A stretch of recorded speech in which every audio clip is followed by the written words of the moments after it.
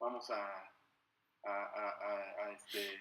tratar de identificar todo lo que este gran evangelio trae.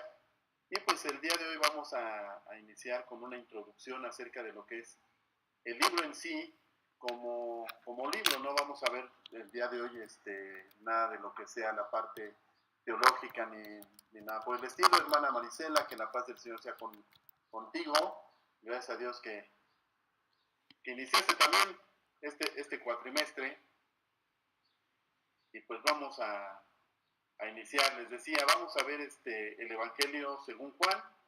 Y el día de hoy vamos a ver generalidades del libro en sí. No vamos a iniciar todavía con el estudio metódico del Evangelio de la manera teológica o doctrinal, sino vamos a ver lo que es este libro controversial en sí. Bueno, pues vamos a iniciar. Vamos a iniciar con esta introducción a este libro del Evangelio según Juan. Y pues sabemos que de acuerdo al orden tradicional, el Evangelio de Juan ocupa el último lugar entre los 4 evangelios canónicos. Recordemos que los evangelios canónicos son los que están aceptados en la Biblia, que siempre se han tomado como parte de la escritura.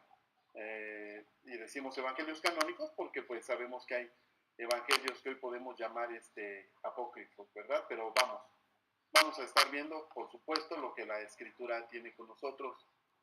Hermana Sandra, bienvenida. Aunque muchas de las antiguas copias, este evangelio, teniendo en cuenta la dignidad apostólica de su autor, estaba ubicado inmediatamente después o además incluso antes del evangelio según Mateo, la posición que ocupa hoy desde el principio, la más usual y la más aceptada desde siempre casi. En cuanto a su contenido, el Evangelio de Juan es una narración de la vida de Jesús desde su bautismo hasta su resurrección. Hermano Edwin, bienvenido. Y su propia manifestación en medio de sus discípulos. La crónica divide naturalmente este Evangelio en 4 secciones, unas pequeñitas, otras más grandes. Número 1, el prólogo, que va en el capítulo 1, versículo 1 hasta el versículo 18. Contiene lo que es, en cierto modo, un breve resumen de todo el Evangelio en la doctrina de la encarnación del Verbo Eterno. Número 2, lo que sería en sí la primera parte, que va desde el versículo 19 de este capítulo 1. Perdón, recuerden que aquí los equipos luego nos juegan bromas. Entonces decíamos desde el versículo 19 del capítulo 1 hasta todo el capítulo 12, en donde se relata la vida pública de Jesús desde su bautismo hasta la víspera de su pasión. Número 3, la segunda parte, que va desde el capítulo 13 hasta el capítulo 21, versículo 23, que relata la historia de la pasión y la resurrección. Y número 4, un cortísimo epílogo, que son los versículos 23 al 25 del último capítulo, que es el 21, que se refiere a la gran mayoría de las palabras y hechos del Salvador que no están registrados en el Evangelio, que esto es lo que menciona Juan. Cuando consideramos la distribución del material por parte del evangelista, encontramos que sigue el orden histórico de los sucesos, como es evidente por el análisis previo. Pero el autor tiene además una especial preocupación por determinar exactamente el momento en que ocurren y la conexión de los distintos sucesos ajustados dentro de su estructura cronológica. Esto se ve claramente desde el comienzo de su narración, cuando, como en un diario, él relata las circunstancias concomitantes de los comienzos del principio del ministerio público de Jesús, con 4 indicaciones definidas sucesivas del tiempo.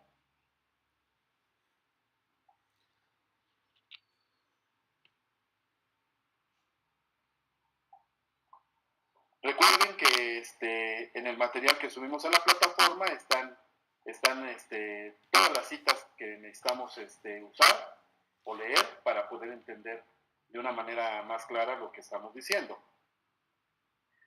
Juan le otorga un énfasis especial al primer milagro, cuando dice, así en Caná de Galilea hizo Jesús el primero de los signos, o señales, así en la teología reconoce, ¿verdad? Más adelante, cuando vayamos adentrándonos en el estudio del Evangelio en sí, vamos a ver cuántas señales tiene Juan. Y nos dice también del segundo, y este segundo signo lo hizo Jesús cuando vino de Judea a Galilea. Y eso están respectivamente en los capítulos 2:11 y en los capítulos 4:54 del Evangelio. Finalmente, se refiere reiteradamente a las grandes festividades nacionales y religiosas de los judíos con el propósito de indicar la secuencia histórica exacta de los hechos relatados. Conforme vayamos avanzando, vamos a ir viendo algunas diferencias en contra o en comparación más bien de los evangelios sinópticos. Todos los exegetas antiguos y la mayoría de los modernos están plenamente justificados, por lo tanto, cuando consideran estrictamente esta distribución de la cual hablamos, que es una distribución cronológica de los sucesos como base de los comentarios que hacen los teólogos. Y vamos a ver varios puntos. Por ejemplo, el primero, las peculiaridades distintivas de este evangelio. El cuarto evangelio está escrito en griego y aún un estudio superficial de él es suficiente para revelar muchas peculiaridades que le dan a la narración un carácter distintivo. La dicción y el vocabulario son especialmente característicos. Es cierto que su vocabulario es menos rico en expresiones peculiares que el de Pablo o el de Lucas. Recordemos que el Evangelio según Lucas y las epístolas de Pablo tienen realmente un vocabulario muy rico, y es por eso que se ha determinado que no todas las epístolas paulinas son de Pablo, pero en fin, no nos metemos ahorita con Pablo, estamos en el Evangelio según Juan. El autor de Juan usa en total alrededor de 90 palabras que no se encuentran en ningún otro escrito de los hagiógrafos. Los hagiógrafos, recordemos, son los escritores sagrados. Son más numerosas las expresiones usadas más frecuentemente por Juan que por los otros escritores sagrados. Más aún, en comparación con los otros libros del Nuevo Testamento, la narración de Juan contiene una proporción muy considerable de aquellas palabras y expresiones que podrían llamarse el lenguaje común de los 4 evangelistas.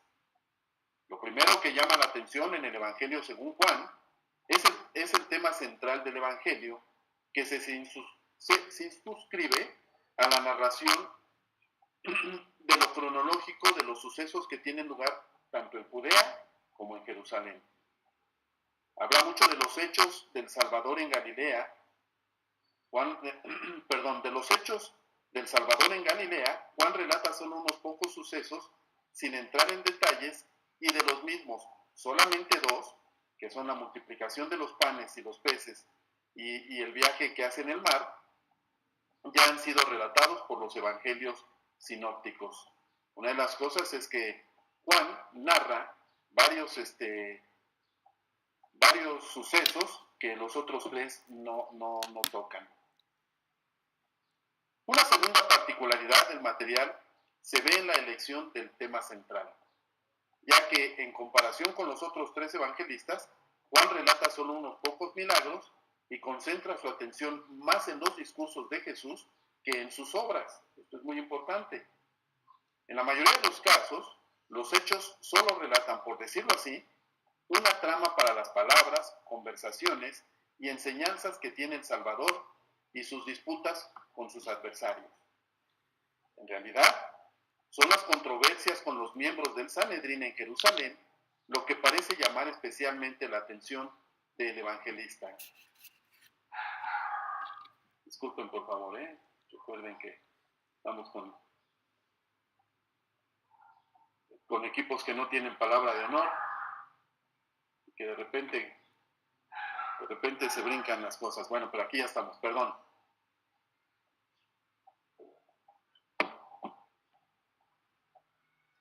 En estas ocasiones, el interés de Juan es altamente teológico, tanto en la narración de las circunstancias como en el registro de los discursos discursos y las conversaciones del Salvador. Con justicia, por tanto, se le concedió a Juan, aún en los tiempos primitivos del cristianismo, el título honorífico de teólogo de los evangelistas. ¿Sí? Muchos, cuando hablan del Evangelio según Juan, siempre lo mencionan como Juan el teólogo. Existen, en particular, ciertas grandes verdades a las cuales el Evangelio constantemente retorna y las cuales pueden ser consideradas como ideas gobernantes. Y una mención especial debe hacerse de expresiones como luz del mundo, la verdad, la vida, la resurrección, etc. Es frecuente que esta y otras frases se encuentren en forma concisa al comienzo de un coloquio o un discurso del Salvador y frecuentemente retorna a intervalos durante el discurso. Recuerden, estamos viendo una introducción acerca de lo que es el libro en sí, como libro. En este Evangelio, en un grado mayor que en los sinópticos, la narración completa del cuarto Evangelio se centra en la persona del Redentor. Desde las primeras frases iniciales, Juan dirige su mirada a lo más recóndito de la eternidad, a la palabra divina en el seno del Padre. Nunca se cansa de retratar la gloria y dignidad del Verbo eterno, el cual se dignó a aceptar su permanencia entre los hombres que, mientras reciben la revelación de su divina majestad, podrán participar en la plenitud de la verdad y de su gracia. Como evidencia de la divinidad del Salvador, el autor relata algunas de las grandes maravillas mediante las cuales Cristo revela su gloria, aunque él intenta más bien llevarnos hacia un profundo entendimiento de la divinidad y majestad de Cristo mediante la consideración de sus palabras, de sus discursos y enseñanzas, e imprimir así en nuestras mentes las grandes maravillas de su divino amor.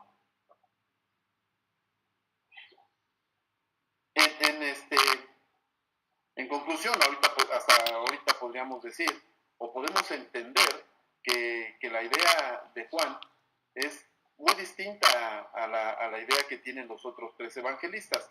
Y más adelante vamos a entender por qué es así. La autoría. ¿Por qué decimos que la autoría, o qué, pues, qué no decimos que es el Evangelio según Juan?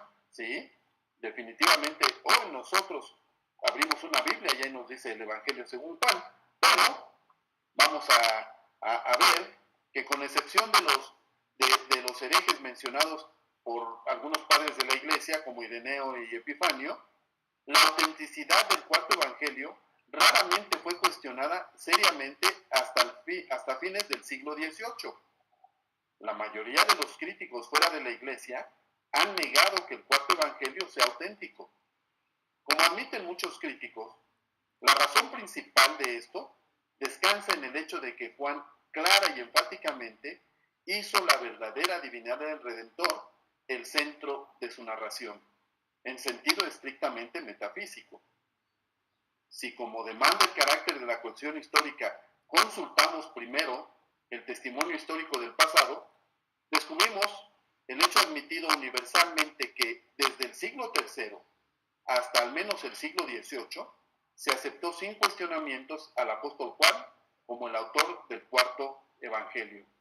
Hoy en día muchos detractores de la Biblia, por supuesto, niegan que la Biblia sea cierta, ¿no? Pero muchos detractores que tratan de ir paso a paso, pues obviamente dicen que no es posible que el cuarto evangelio, el evangelio que conocemos como Evangelio según Juan, realmente sea una situación verdadera, una situación histórica.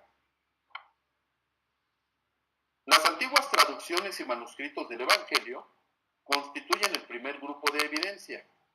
En los títulos, tablas de contenido, firmas que usualmente se agregan a los textos de los Evangelios por separado, siempre y en todos los casos se menciona a Juan como el autor de este Evangelio sin la menor indicación de duda. Pero si bien es cierto que el manuscrito existente más antiguo no se remonta más allá del siglo IV, la perfecta unanimidad de todos los códices prueba a todo crítico que los prototipos de estos manuscritos en una fecha mucho más antigua, deben haber contenido las mismas indicaciones respecto al autor. Es similar el testimonio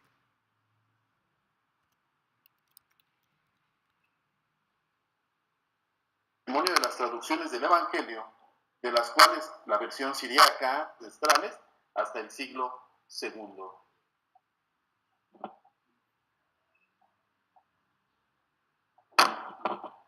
Las copias se remontan hasta el siglo II, pero las copias más antiguas que poseemos hoy en día aparecen a finales del siglo IV para acá. De mayor importancia aún es el testimonio de Ireneo, que fue obispo de Lyon, en Francia, y que se le reconoce como uno de los padres de la Iglesia. Tan ligado era a la era apostólica a través de su maestro Policarpo, que él sí fue discípulo del apóstol Juan. El país natal de Ireneo, en Asia Menor, y el escenario de su subsecuente ministerio en las Galias, que ahora es Francia, lo convierten en un testigo de la fe tanto de la Iglesia de Oriente como la Iglesia de Occidente. Este padre de la Iglesia, Ireneo, que vive alrededor del año 200, no conoció a Juan, pero su maestro, Policarpo, sí fue discípulo de Juan. Entonces, es por eso que a estos hombres que vivieron tan cerca de los apóstoles en tiempo, se les conoce así como padres de la Iglesia, porque ellos fueron los que dieron el testimonio de lo que estaban estudiando en las Escrituras, lo que hoy conocemos como el Nuevo Testamento, y sobre todo en este caso de Ireneo, que en realidad su maestro, Policarpo, fue el que sí conoció al apóstol Juan. Encontramos que la misma convicción respecto a la autoría del cuarto evangelio se expresa en mayor extensión en la Iglesia romana alrededor del año 170 por los escritos del canon muratoriano. Este canon muratoriano es uno de los primeros cánones de la Escritura. Y en los primeros cánones de la Escritura ya se menciona el Evangelio según Juan, y sin dudar que el autor haya sido el apóstol. El obispo Teófilo de Antioquía en Siria, antes del 181, también cita el comienzo del cuarto evangelio como palabras de Juan. Finalmente, según el testimonio de un manuscrito vaticano, el obispo Papías de Hierápolis en Frigia, discípulo inmediato del apóstol Juan, incluye en su gran obra exegética un relato de la composición del Evangelio de Juan, durante el cual él había estado empleado como escriba del apóstol. O sea, hay evidencias escritas que hubo personas cercanas a Juan y que ellos indicaban definitivamente que el Evangelio, al cual estamos haciendo referencia, era definitivamente de Juan. Pero conforme pasó el tiempo, conforme iba habiendo menos testigos escritos, pues se empezó a poner esto en duda, y como lo decíamos hace rato, a partir del siglo XVIII es donde aparecen los detractores más feroces, que indican que este evangelio no es autoría del apóstol Juan. Pero tenemos evidencia externa e interna. Vamos a hablar acerca de la evidencia externa indirecta que tiene este evangelio. Porque además del testimonio claro y explícito, los primeros siglos del cristianismo testifican en forma indirecta y de diversas formas el origen joánico del cuarto evangelio. Entre esta evidencia indirecta se debe asignar el lugar más prominente a las numerosas citas de textos del evangelio que demuestran su existencia y el reconocimiento de su pretensión de formar parte de los escritos canónicos del Nuevo Testamento tan temprano como a comienzos del siglo II. O sea, vamos a decir que hay evidencia indirecta en algunos otros escritos acerca de que ya muy a principios del siglo II, los escritores tenían citas del Evangelio según Juan. De hecho, el fragmento más antiguo que se tiene del Nuevo Testamento es precisamente un fragmento que está en la colección Rylands del Evangelio según Juan. Es un fragmento muy pequeñito, de, no sé, de unos 10, 15 centímetros cuadrados. Y se ha determinado que ese fragmento es aproximadamente del año 120 de nuestra era. O sea, algunos comentan que ese pequeño fragmento puede ser de las primeras copias del original del Evangelio según Juan. Son de las cosas que a veces nos tienen que poner a pensar para determinar que lo que las ciencias bíblicas han encontrado realmente ha servido mucho para denostar a todos aquellos detractores de la Escritura.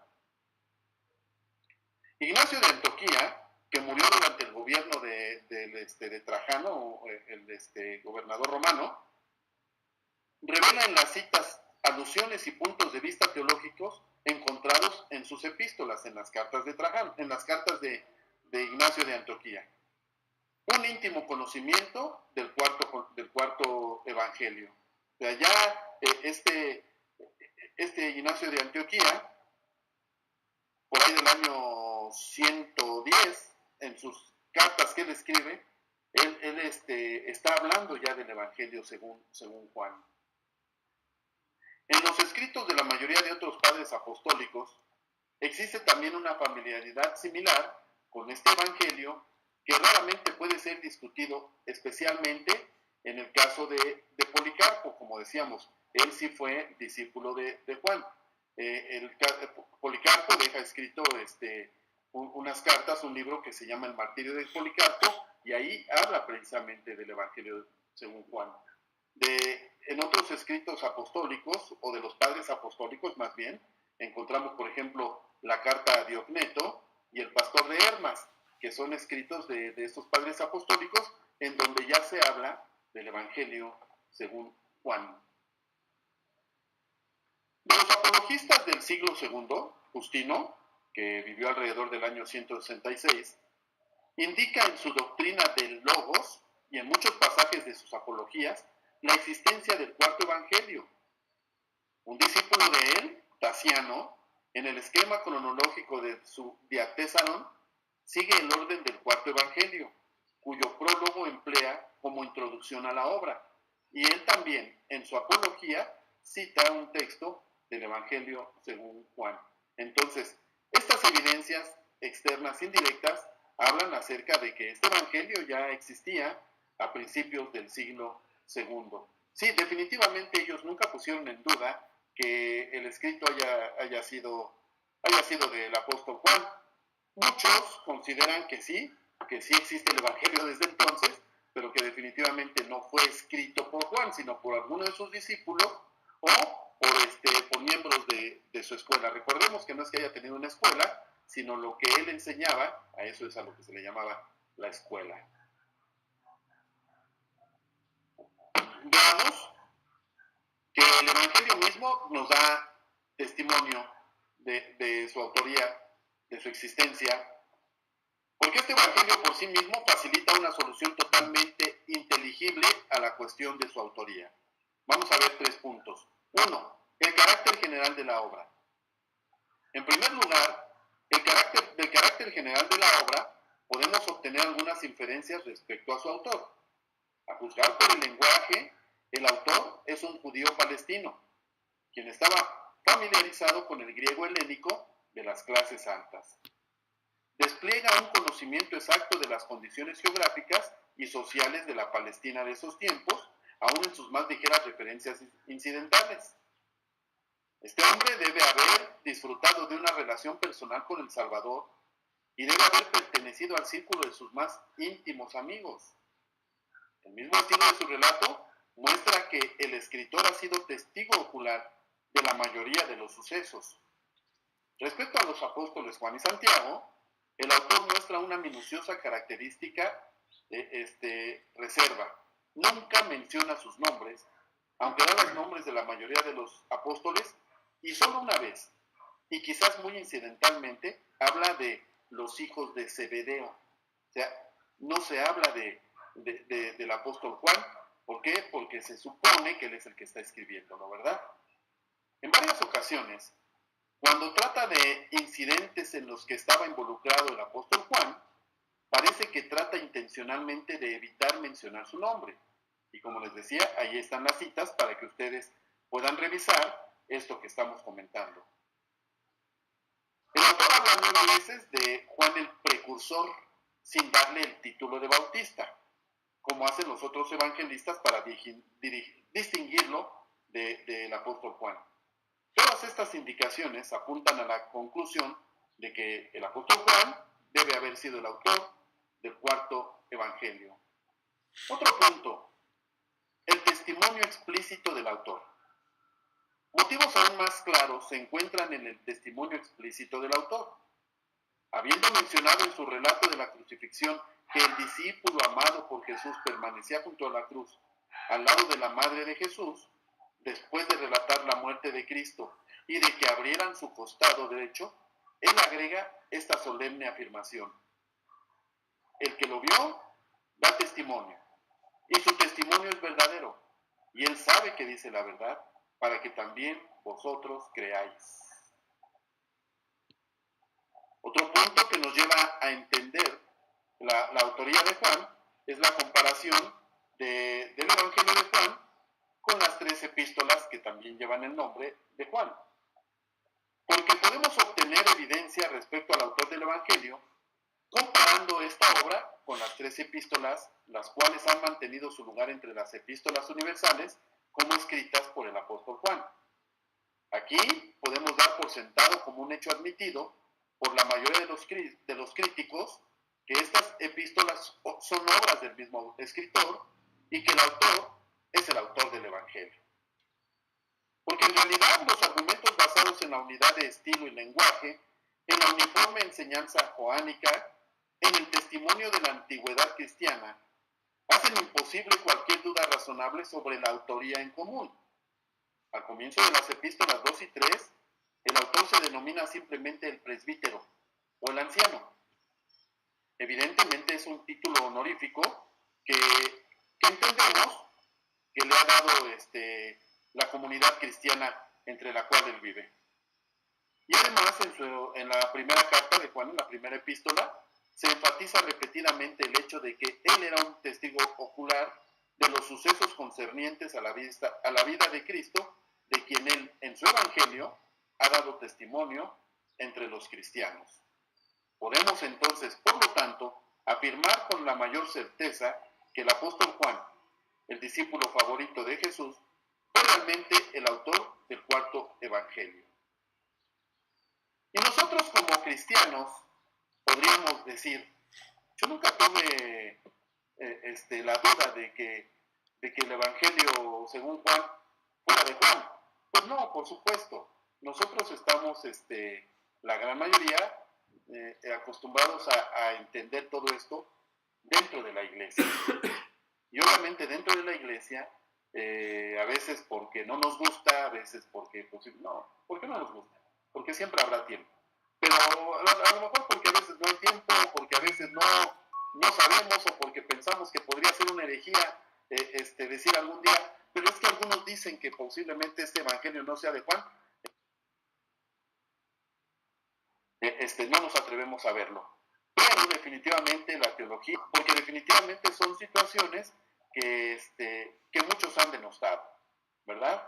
Si nada más con el hecho de lo que nos dicen en la iglesia nos enfrentamos con algún teólogo o con algún erudito o con alguien que estudie ciencias bíblicas y que nos trate de malinformar o de decir que tal parece que el evangelio de Juan no fue escrito por Juan, pues lo primero que haríamos es asustarnos, rechazarlo, negar las cosas, pero así no avanzamos. Entonces, la idea de que estemos presentando esta introducción es precisamente para que no tengamos el problema de que cuando alguien nos comente todo este tipo de cosas, no sepamos de antemano que esto ha existido durante mucho tiempo, ¿verdad? Y que definitivamente en los últimos 2 siglos es cuando más han atacado este hecho. Continuemos entonces. Vamos a hablar acerca de las circunstancias que se dan para la composición de este evangelio. Respecto a la fecha de su composición, no poseemos información histórica cierta. O sea, se ha llegado por algunas situaciones a entender más o menos cuándo se realizó el evangelio, cuándo se escribió. De acuerdo con la opinión general, el evangelio debe de ser remitido a la última década del siglo I, o para ser más precisos, en el año 96 o uno de los siguientes, pero sin llegar necesariamente al 100. Las bases para sustentar esta opinión se resumen brevemente en esto que vamos a estar diciendo. 1. Fue compuesto después de los 3 sinópticos, eso que ni qué. Fue escrito después de la muerte de Pedro, puesto que el último capítulo, especialmente los versículos 18 y 19 del último capítulo de Juan, presuponen su muerte. Si lo leemos con detenimiento, nos vamos a dar cuenta de esto que estamos diciendo, ¿verdad? Algunos lo podemos leer y decimos, bueno, pues eso fue lo que se dijo, pero en realidad, más bien, Juan está presuponiendo que ya sucedió la muerte de Pedro. Fue escrito después de la destrucción de Jerusalén y del templo, ya que las referencias a los judíos parecen indicar que el fin de la ciudad y de su gente como nación ya ha sucedido. Después el texto que está en el versículo 23 del último capítulo parece implicar que Juan era de edad muy avanzada cuando escribió el Evangelio. Aquellos que negaban la divinidad de Jesucristo, punto principal al cual presta atención especial a lo largo de su Evangelio, comenzaron a diseminar su herejía alrededor de fines del siglo I. Juan parece que escribe todo esto, como dice ahí, para que todos los demás crean. Juan parece que escribe esto para empezar a atacar herejías que se dieron ya a finales del siglo I. Entonces, definitivamente, esto es lo que hace suponer que definitivamente pudo haber sido escrito del 96 en adelante. Finalmente, tenemos evidencia directa respecto a la fecha de composición, porque el llamado prólogo monarquiano, que es el más antiguo que se conserva y que probablemente fue escrito alrededor del año 200 o un poco más, dice respecto a la fecha de la aparición del Evangelio, dice esto: él, el apóstol Juan, escribió su Evangelio en la provincia de Asia después de haber compuesto el Apocalipsis en la isla de Patmos.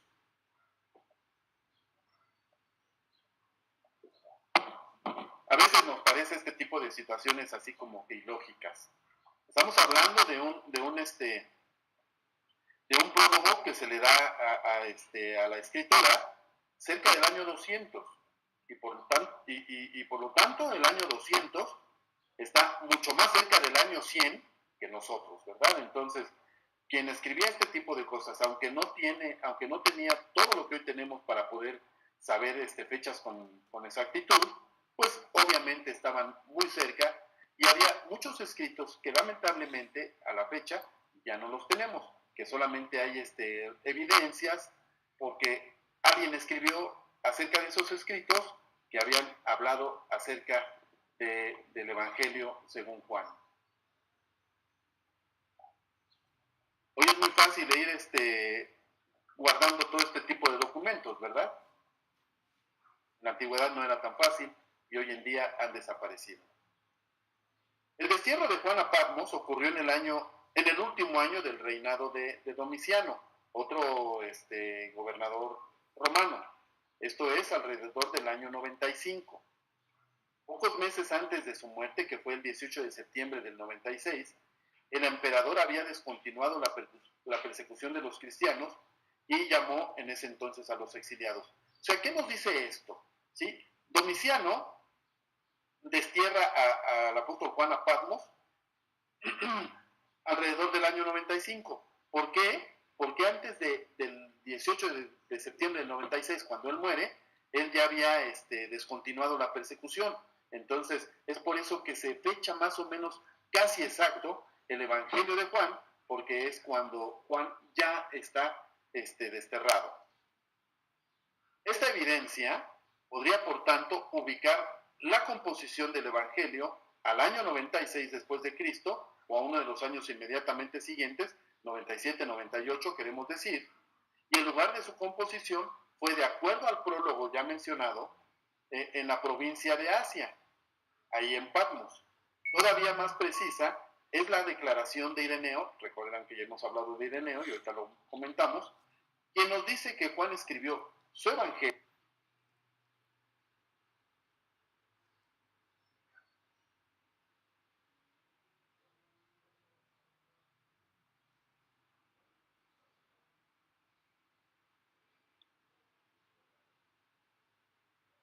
y él lo cita en Éfeso, en Asia.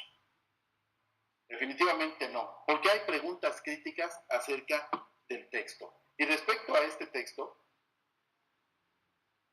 los críticos tienen objeciones sobre todo con tres pasajes, que son Juan 5, 3 y 4, Juan 7, 53 al 8, 11 y Juan 21. Hablemos de estos tres de una manera breve, pero tratemos de entender qué es lo que dicen con estos tres pasajes del Evangelio según Juan. Juan 5, 3 y 4. Aquí se relata la cura del paralítico en el estanque de Betesda en Jerusalén.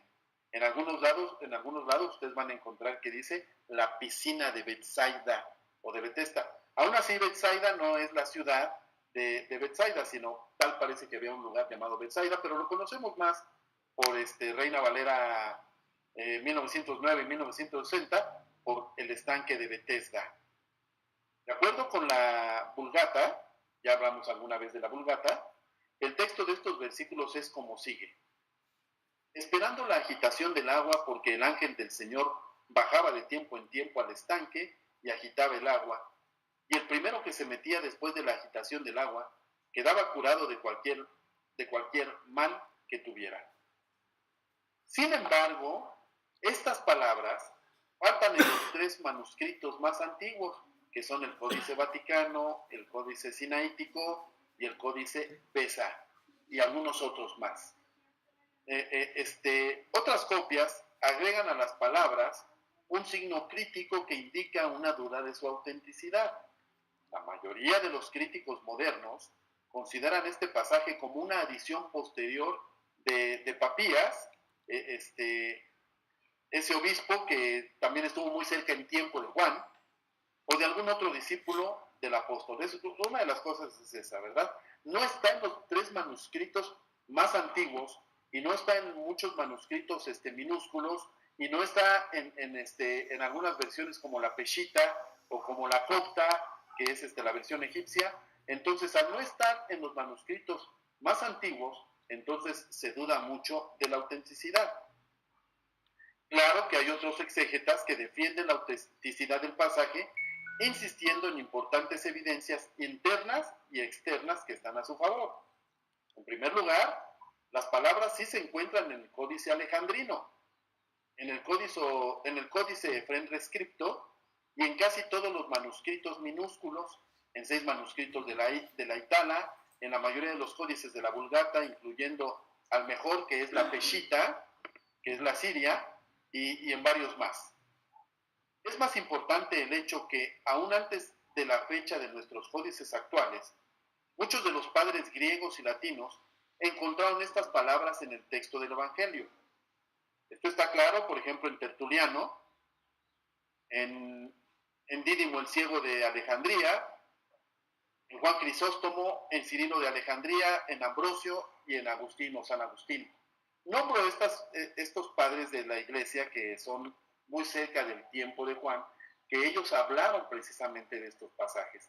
Entonces, la controversia está más o menos nivelada, ¿verdad? Porque si no se encuentra en los manuscritos más antiguos, sí personas que estaban muy cercanas al tiempo de Juan nombraban los textos, y estamos hablando precisamente de este hombre que estaba en el estanque de Betesda, ¿verdad? Del paralítico de Betesda.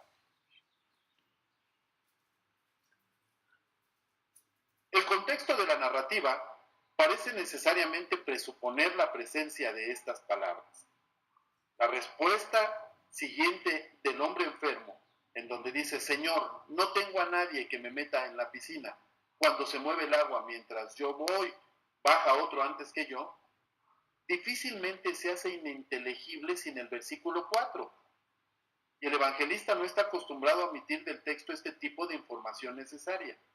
Luego, entonces, ambos bandos, los que dicen que no está y los que dicen que sí es original, tienen buenas bases para sostener sus opiniones y no parece posible una decisión final sobre la cuestión, desde el punto de vista de la crítica de los textos. Y aquí esto es bien importante, hermano, ¿verdad? Porque miren, al paso del tiempo nos encontramos personas a las cuales de repente se les comenta esto, y definitivamente lo que hacen es enojarse, molestarse, decir que entonces uno no cree en la palabra de Dios, que definitivamente las cosas no pueden ser nada más porque sea así. Pero recuerden que las versiones han sido muy manoseadas desde el principio. Así que no necesariamente quiere decir que porque ahí está, eso fue exactamente lo que dijo Jesús. Tenemos que tener mucho cuidado con eso. No estoy diciendo que no necesariamente sean las palabras de Jesús, definitivamente eso no, pero que tenemos que entender cómo se han dado las cosas. Pero en este último punto decíamos, el contexto, por eso siempre es necesario ver el contexto de algún pasaje, ¿verdad? El contexto de este pasaje, en el versículo 7, no no se le entendería nada si el versículo 4 no existiera. Si el versículo 4 se hubiera metido después ahí con calzador, después de mucho tiempo. ¿Por qué no está en los manuscritos más antiguos? Esas respuestas no las conocemos.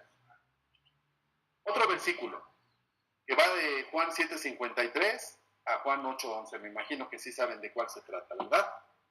La mujer adúltera.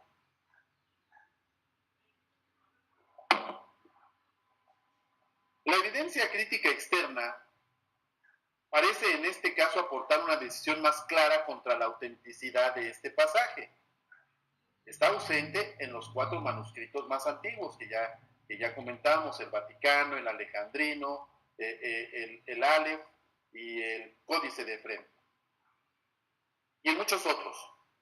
Mientras que en muchas copias es admitido solamente con una nota crítica. Cuando hablamos de las notas críticas, miren, la crítica literaria de la Biblia, o la crítica de la Biblia, ha dado la oportunidad de que definitivamente durante tantos siglos se puede estudiar más a fondo y determinar qué es lo que realmente pudo haber estado en la Biblia desde un principio y qué no. Claro que hay algunos manuscritos, como ya los mencionamos, en donde no están, pero en otros manuscritos también muy antiguos en donde ya aparecen, se les ponen notas críticas y muchas veces como una salvedad, ¿verdad?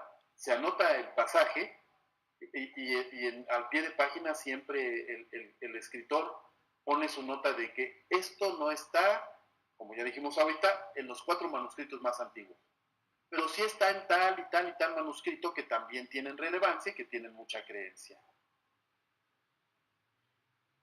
Ninguno de los padres griegos ha tratado el incidente en sus comentarios.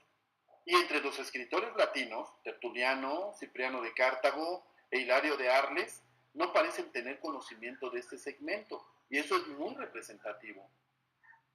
A pesar del peso de la evidencia externa de estas importantes autoridades, es posible aducir testimonios todavía más importantes a favor de la autenticidad de este pasaje. En cuanto a los manuscritos, conocemos por la autoridad de Jerónimo que el incidente aparecía ya en muchos códices griegos y latinos. El testimonio sostenido hoy en día por muchos códices muy importantes. Ahora, la autenticidad de este pasaje también es favorecida por la Vulgata. Recuerden que la Vulgata también tiene una autoridad muy grande en la Iglesia. También en las traducciones arábigas, etíopes, eslavas, por muchos manuscritos de la Ítala y del texto sirio y armenio, que son de los testimonios más importantes que tiene la Biblia desde los tiempos más antiguos. De los comentarios de los padres griegos, los libros de Orígenes que tratan sobre esta parte del Evangelio ya no existen. O sea, Orígenes habló de esta parte, pero esos libros en donde él escribió ya no existen. Solamente hay citas de ese libro en donde Orígenes ya marca que estaba este pasaje. Y solamente ha llegado hasta nosotros una porción de los comentarios de Cirilo de Alejandría, mientras que las homilías de Juan Crisóstomo sobre el cuarto evangelio deben considerarse como un tratamiento de pasajes selectos en el lugar del texto completo. O sea, muchos han hablado de este pasaje desde la antigüedad. Entre los padres latinos, Ambrosio y Agustín incluyen el pasaje en sus textos y buscan una explicación a su omisión de otros manuscritos en el hecho de que el incidente podría fácilmente dar lugar a una ofensa. Por lo tanto, es más fácil explicar la omisión del incidente de muchas de las copias que la adición de dicho pasaje en versiones tan antiguas de todas partes de la Iglesia.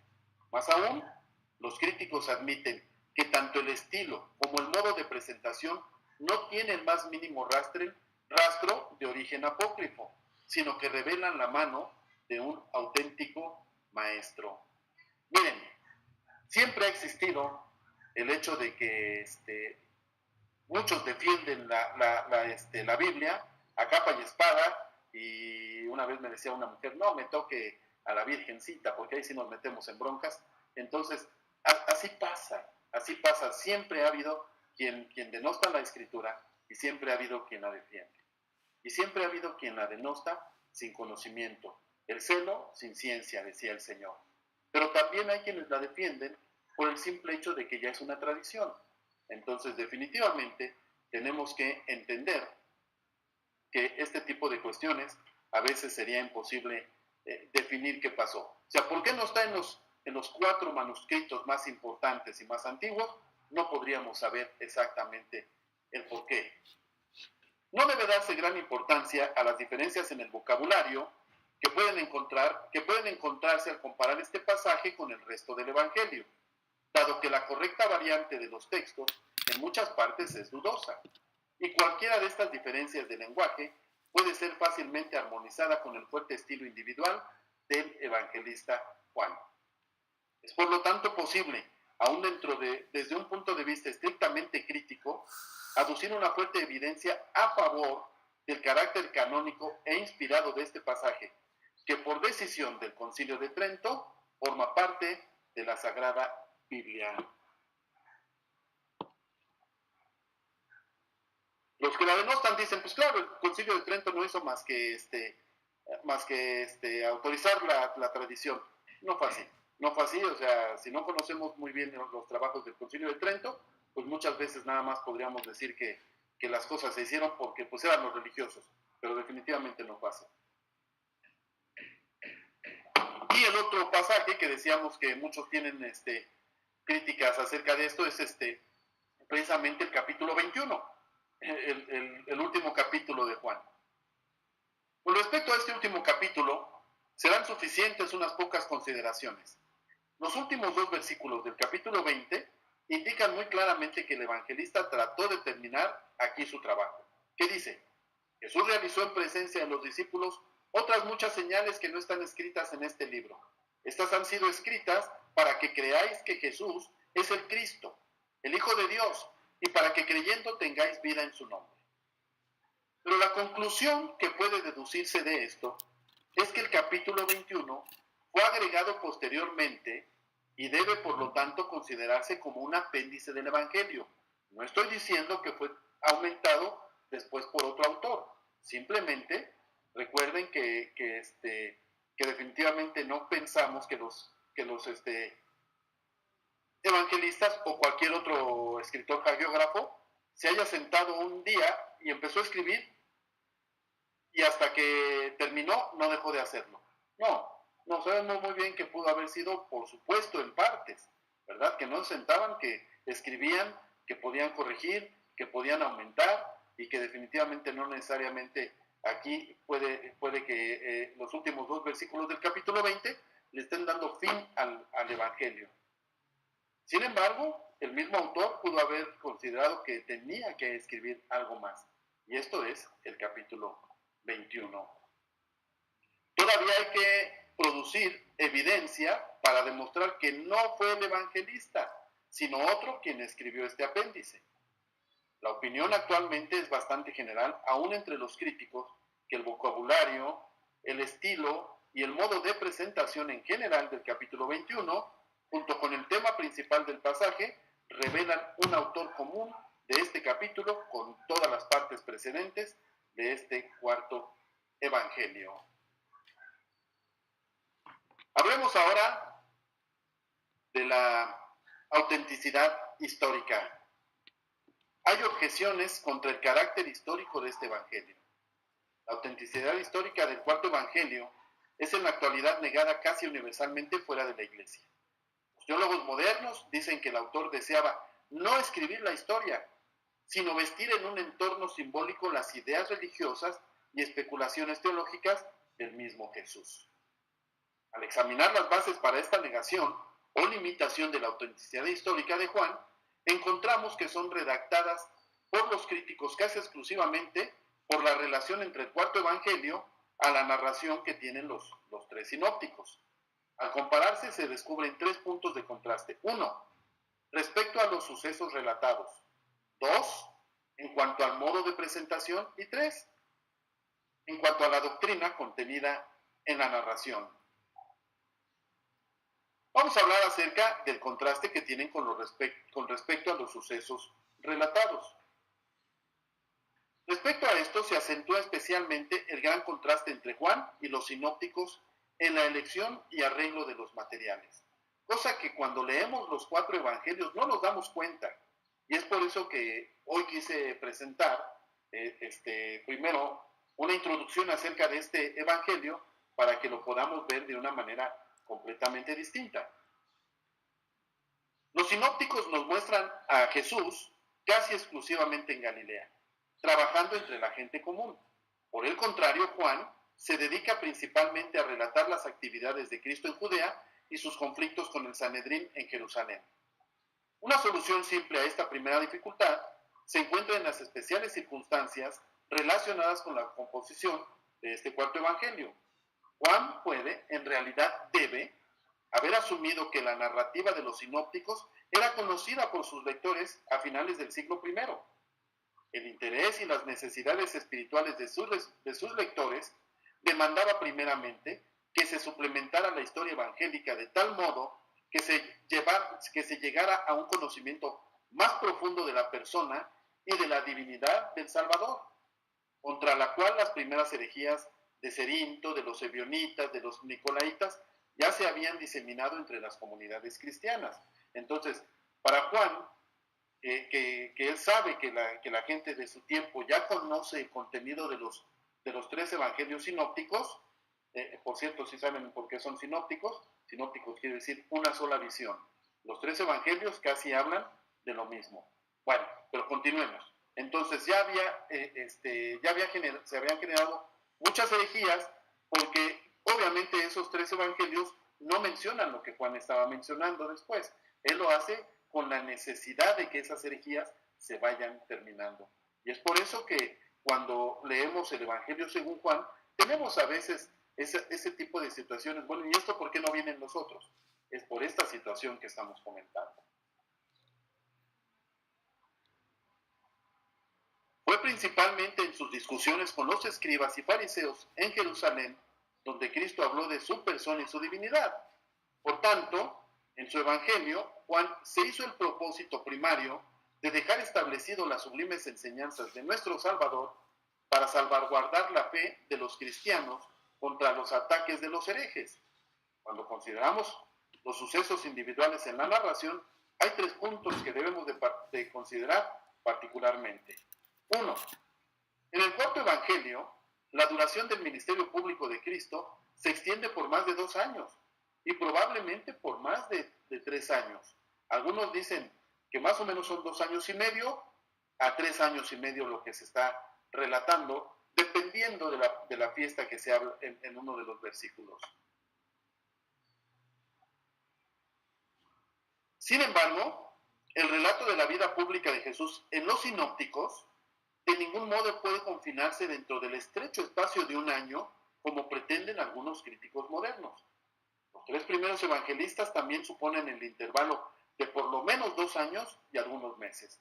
Algunos tratan de cerrar el tiempo de los evangelios sinópticos a menos de un año, pero eso la crítica ha demostrado que es imposible.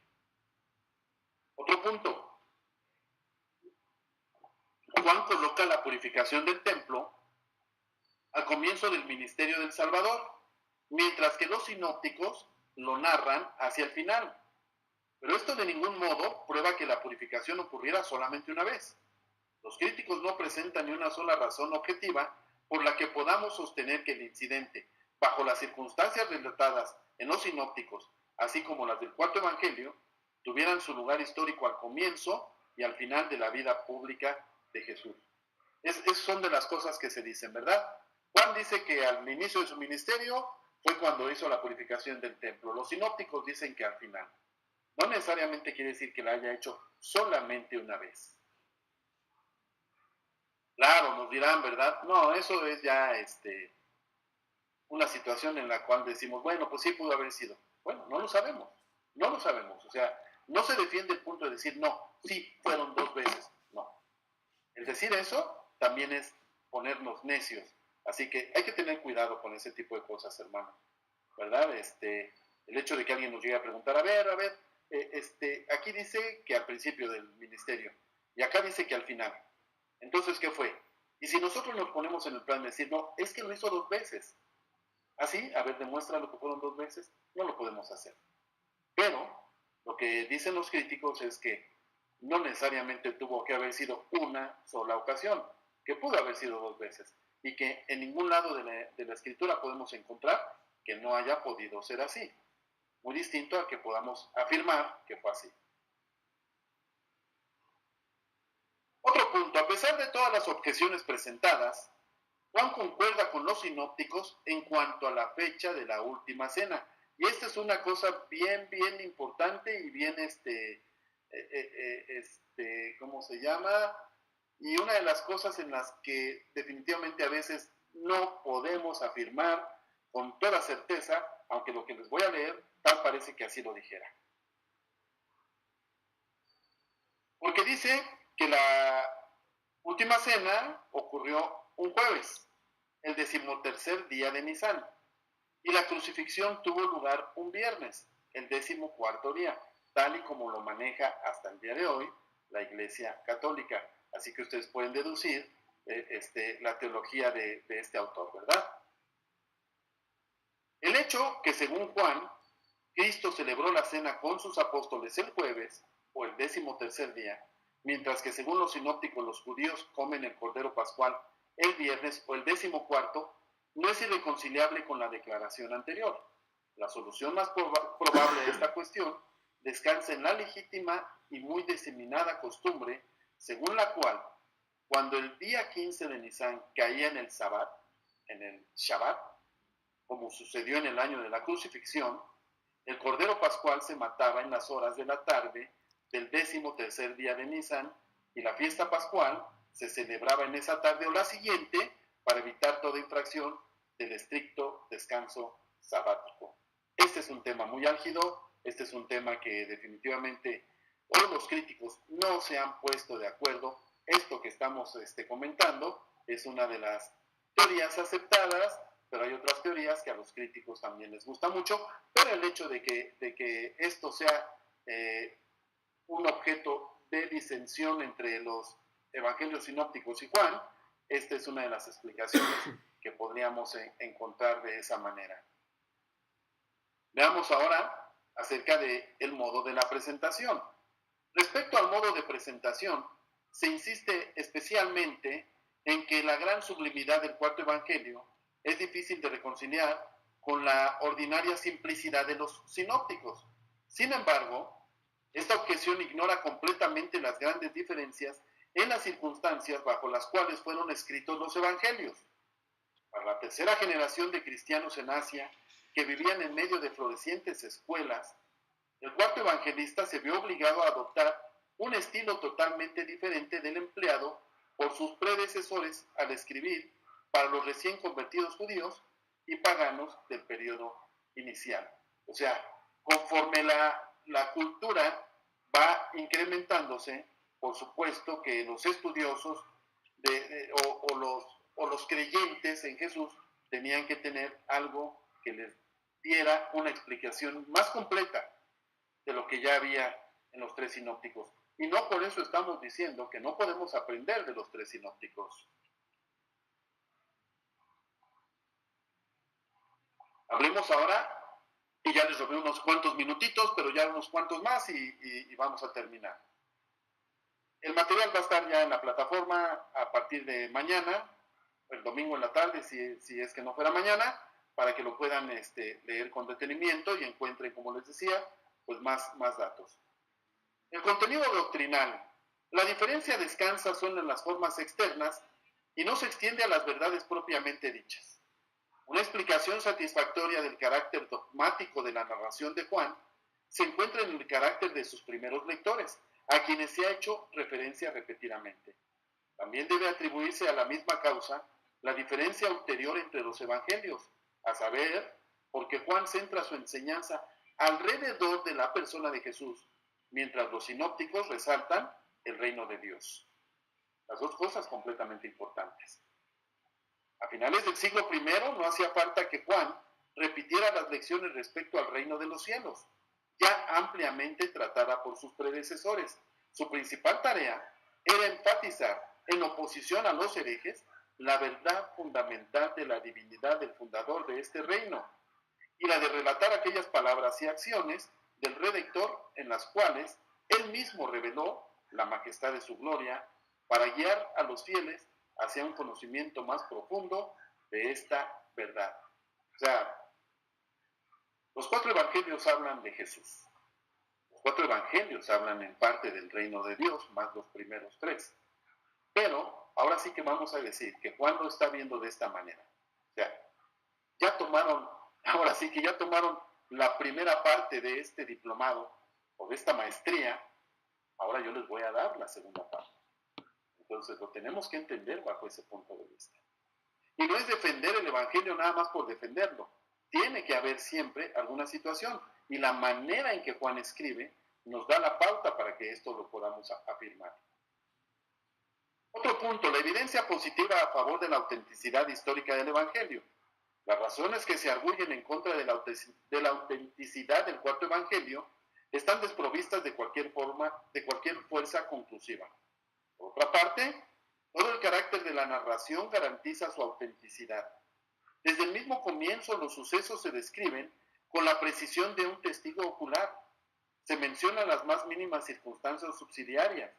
No se ha podido encontrar la menor sugerencia de que el autor tuviera en mente cualquier otro objeto que el de relatar la más estricta verdad histórica. Una lectura concienzuda de los pasajes que describen el llamado a los primeros discípulos, las bodas de Caná, la conversión de la mujer samaritana, la curación del ciego de nacimiento, la resurrección de Lázaro, es suficiente para convencer a cualquiera que dicha crónica debe necesariamente llevar a los lectores a un error. Porque si los sucesos que se describen no fueran verdad, entonces estaríamos ante una situación de un error o de una mentira histórica.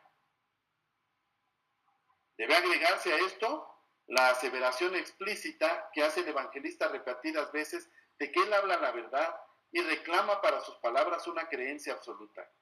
Rechazar estas aseveraciones es rotular al evangelista de un ser despreciable, de un impostor, y hacer de su evangelio un enigma tanto histórico como psicológico imposible de resolver. Así que, si definitivamente Juan lo escribió para engañar, estamos ante uno de los fraudes más grandes en la historia de la escritura. Por último, veamos este punto, el objeto y su importancia. Esto es lo último y 1 minuto y estamos terminando. La intención del evangelista al componer el evangelio está expresada en las palabras que ya hemos señalado. Sin embargo, estos han sido escritos para que creáis que Jesús es el Cristo, el Hijo de Dios. Desea también, mediante su obra, confirmar la fe de los discípulos en el carácter mesiánico y en la divinidad de Cristo. Hoy, ya lo dijimos algún día, los judíos ortodoxos siguen esperando al Mesías, y a Juan le interesaba que se entendiera que el carácter de Jesús era el carácter mesiánico del que se hablaba en lo que hoy llamamos el Antiguo Testamento.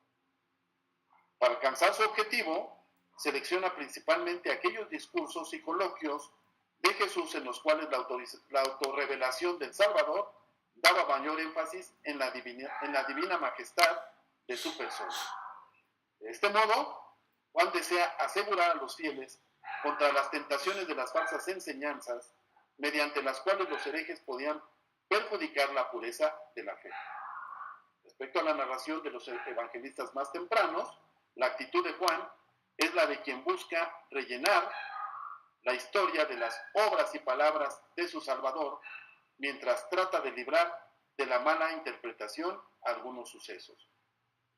Su evangelio, el cuarto evangelio, el evangelio según Juan, por lo tanto, forma una gloriosa conclusión del jubiloso mensaje del Verbo eterno.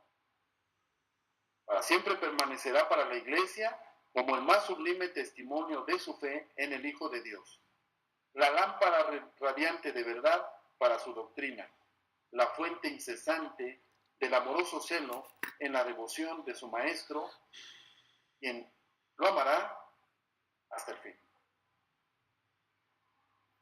Bueno, pues sabemos que, no sé si con los otros presentadores les roben algunos minutitos, yo siempre les quito unos minutos de más. Pero, hermanos, trato de dejar las cosas claras. Bueno, entonces, esta introducción nos sirve para que a partir de la próxima semana, que vamos a estar viendo ya de lleno el Evangelio de Juan, según su doctrina que maneja, la podamos, tengamos un fundamento para comprenderla de una manera mejor. ¿Por qué Juan habla de esa manera? ¿Por qué Juan no toca algunos otros temas que tocan los otros tres sinópticos? Esto nos tiene que dar la punta en donde vamos a tomar como lanzamiento